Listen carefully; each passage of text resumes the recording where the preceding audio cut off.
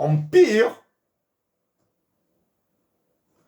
l'État algérien continue à jeter de l'argent par les fenêtres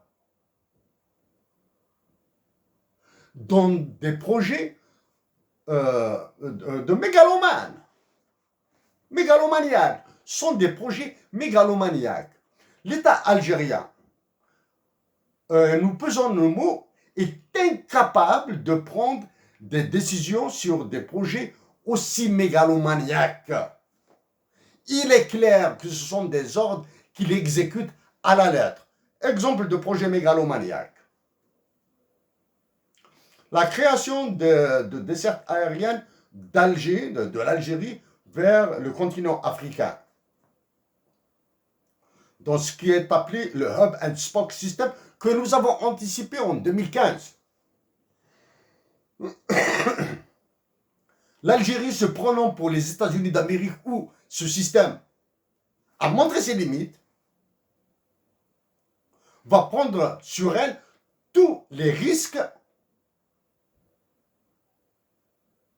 des compagnies européennes, compagnies françaises en particulier, compagnies probablement allemandes aussi, dans leur service, dans leur activité en Afrique.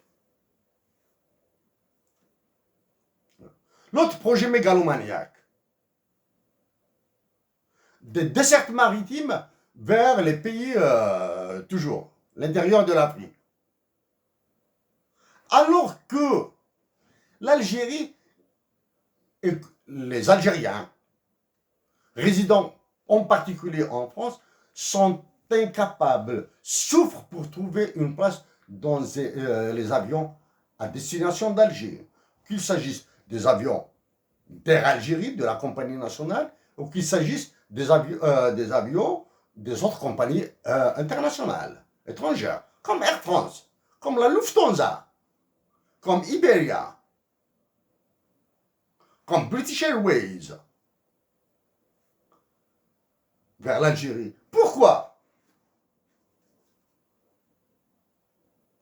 Parce que le système de réservation sur les avions de la compagnie nationale Air Algérie est contrôlé par la France, par le système Archimède.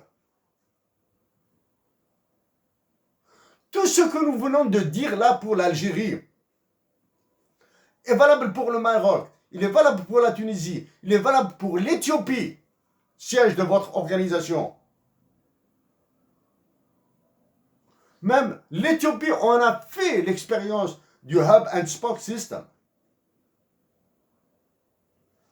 En conclusion, monsieur le président de la commission, nous vous demandons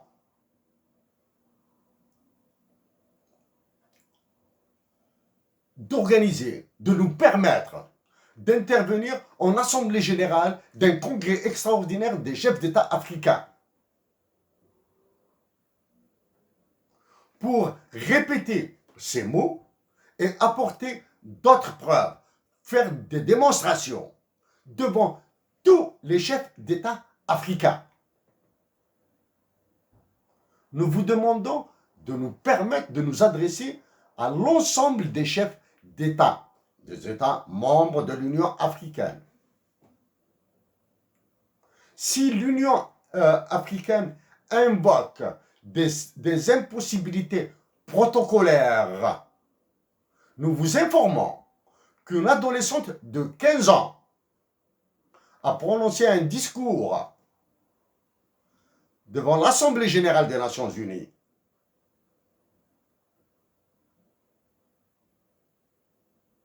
Une adolescente de 15 ans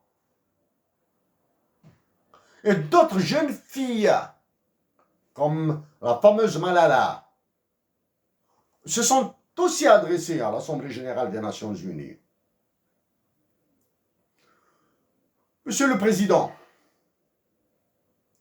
en agissant ainsi en faveur de notre patrie, l'Algérie, nous avons aussi agi en faveur de l'Afrique. Nous vous prions de croire en nos salutations les plus chaleureuses les plus respectueuses et les plus patriotiques, africainement patriotiques. Merci, Monsieur le Président de la Commission de l'Union africaine.